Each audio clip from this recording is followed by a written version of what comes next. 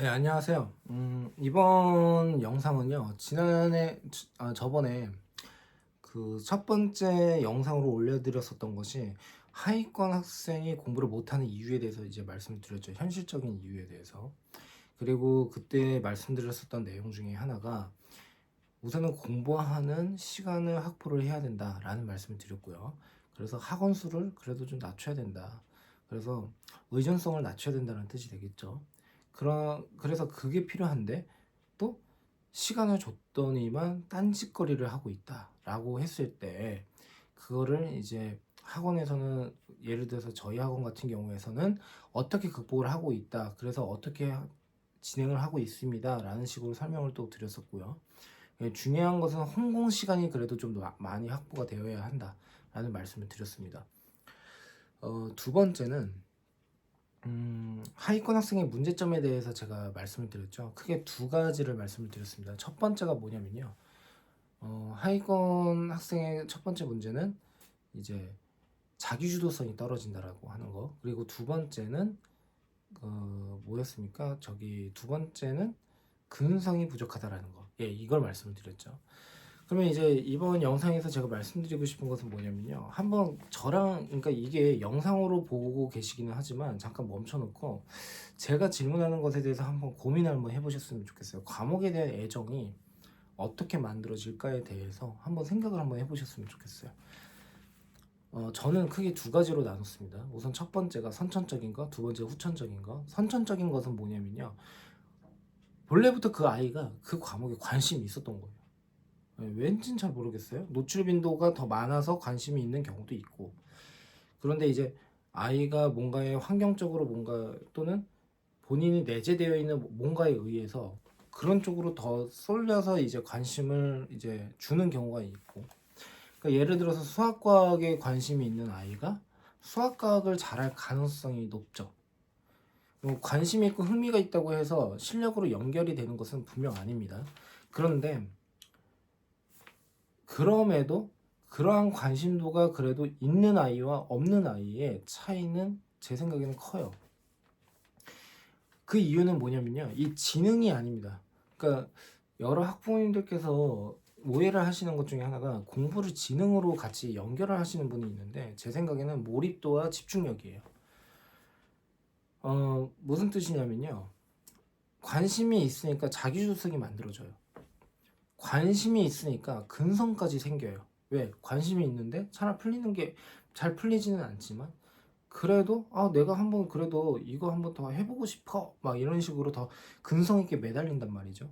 그러면 그 과정 속에서 그래도 집중력이 상당히 높아진다라는 거예요. 그 몰입도가. 그러면 그 과정 속에서 그 과목만큼은 평균 학생들의 지능보다 더 높아질 가능성이 높다라는 거죠. 그런 것에서는요. 예. 그러니까 이게 지능이 먼저냐 아니면은 뭐 집중력이 먼저냐 뭐 이런 것에 대해서 굳이 따질 이유가 없다라는 거예요. 그러면 제가 여기에서 이제 두 번째로 말씀드리고 싶은 것이 특히 고등부의 하위권에 대해서는 이제 후천성에 대해서 이제 말씀을 드리려고 합니다.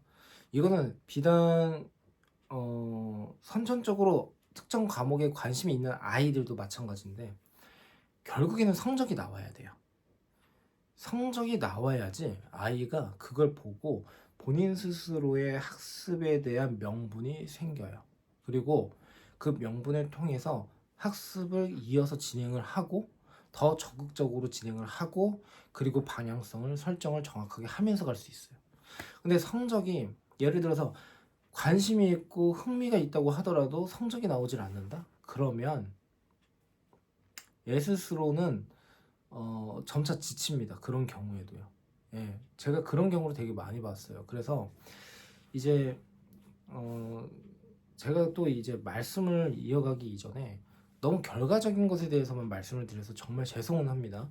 그런데 평가 방식이라고 하는 게 결국에는 결과물을 가지고서 평가를 하는 거잖아요. 상대평가든 절대평가든 간에요. 그러니까 이 점수 자체가 안 나오면 애들은 자신감을 잃을 수밖에 없어요. 거기에다가 진짜 멘탈이 강한 아이가 아닌 이상은 남들과 본인 스스로를 되게 많이 비교를 해요. 요즘 인스타나 뭐 페이스북 그리고 뭐 여러 가지 것들이 있잖아요. 근데 애들이 가만히 있는 것 같이 보여도 이제 상담을 한번 해보면 제가 깜짝깜짝 놀랄 때가 있습니다.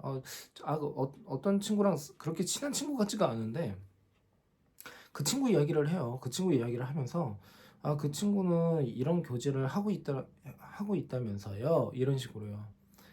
그러니까 얘는 이미 본인이랑 그 아이를 같이 비교를 하고 있었던 거예요. 그래서 결국에는 제가 말씀드리고 싶은 것은 하위권을 대할 때의 태도는요, 저는요, 되게 일관적이고요. 차별이라고 하는 건 지금까지 단 한 번도 해본 적이 없는데, 그게 뭐냐면,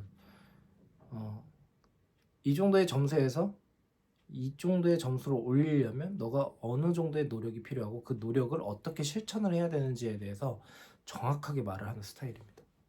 네. 근데 그게 싫다? 조금만 그 정도는 좀 힘들 것 같아요. 초등학교랑 중학교 학생이 만일 많이 힘들다라고 하게 되면 저도 나름대로 배려는 해줄 수 있어요. 그래? 그러면 처음에 이렇게 한번 해보자. 왜냐면 얘네들은 시간이 좀 있으니까. 그런데 고등학교 학생들은 고등학교 하위권은요, 설 자리가 진짜 없습니다. 얘네들은 벼랑 끝에 매달려 있다라고 생각을 할 수도 있어요. 그만큼 되게 절실하거든요.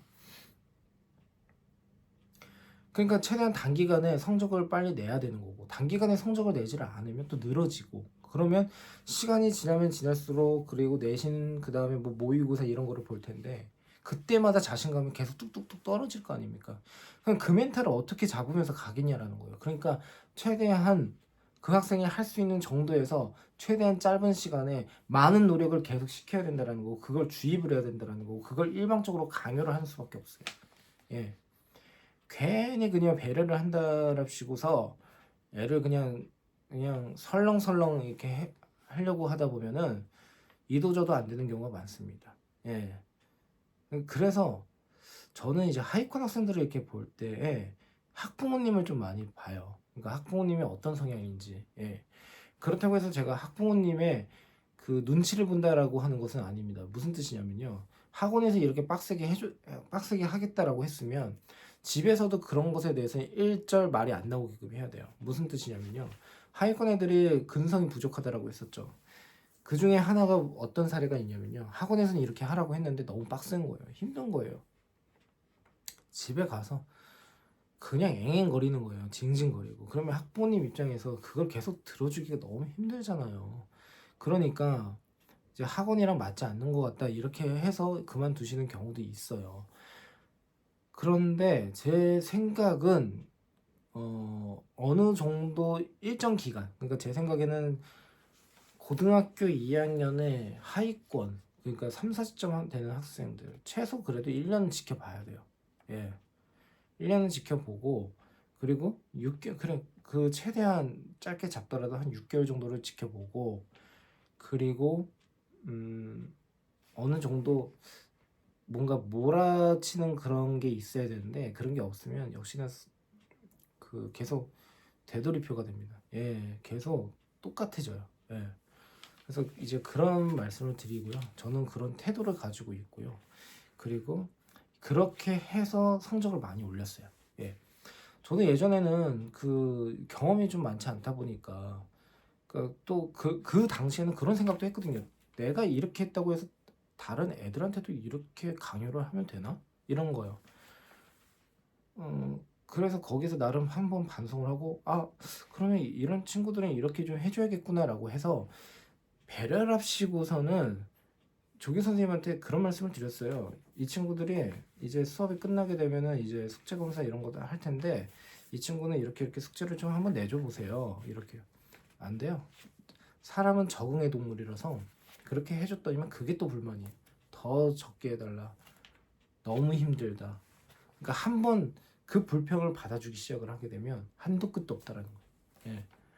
그러면 고등학교 정도의 나이의 아이가 하위권에서 중위권, 상위권으로 도약을 하려면 정말 많은 노력이 필요하고 그 노력을 견뎌낼 수 있게끔 해야 돼.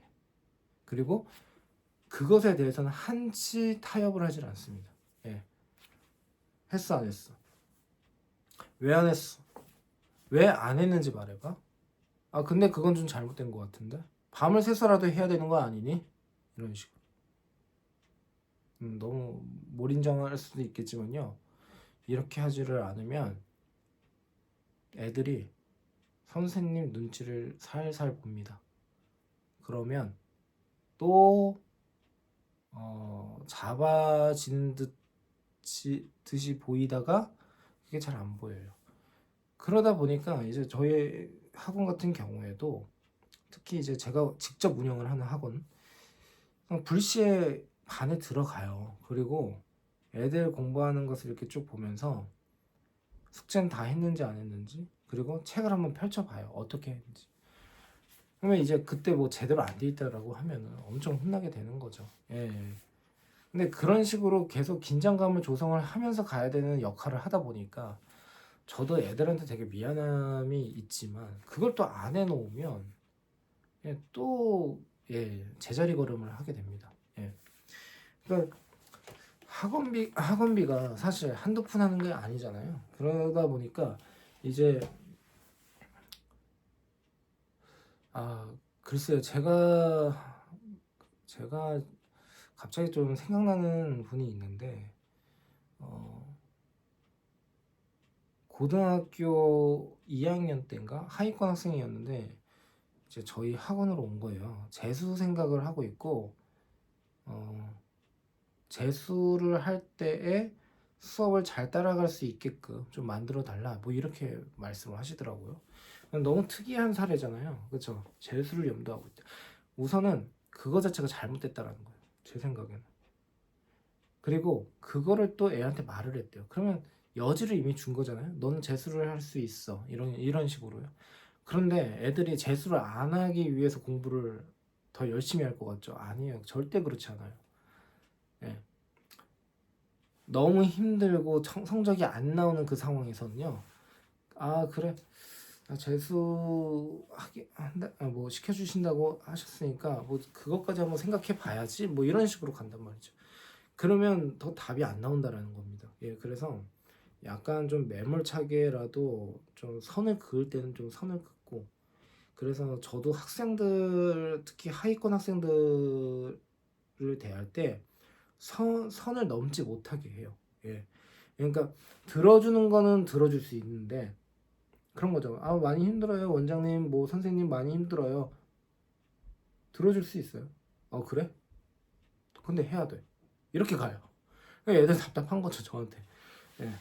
근데 그걸 하질 않으면 너가 이렇게 되는데 그거 어떻게 너가 생각을 하니? 이런 식으로 계속 생각을 물어봐요. 그럼 결국에는 본인이 할 수밖에 없네요. 뭐 하고서 그냥 갑니다. 그러니까 나름대로 그런 여지를 좀 안 주려고는 하는 거고 그런 거는 이제 학부모님도 필요한 거고 그리고 애 자체도 좀 거기에 맞춰서 이제 하려고 노력을 많이 해야 되지 않을까라는 생각을 합니다. 그래서 저는 이번 영상에서 하위권 학생들의 그 하위권 학생들을 이제 대하는 그러한 태도 뭐 이런 것에 대해서 이제 말씀을 드렸지만 참고로 좀 한번 해보셨다가 실제 뭐 어떤 학원이든 간에 그 상담을 가실 거 아닙니까? 그러면 하위권 학생들은 그 가이드를 명확하게 제시를 하는 그런 학원으로 가면 좋아요. 그러니까 뜨뜨미지근하게 원장님이 이제 실장님이 그 상담을 할 때 약간 좀 많은 거를 이렇게 배려를 해줄 것 같다. 한두 명이 아쉬워서 그냥 받으려고 하는 것 같다. 뭐 이러면 답이 안 나옵니다. 그래서 그런 것만 잘 이렇게 확인을 하고 학생들 공부를 좀 시켜주시면 그래도 좋은 성과가 나지 않을까라는 생각을 합니다. 감사합니다.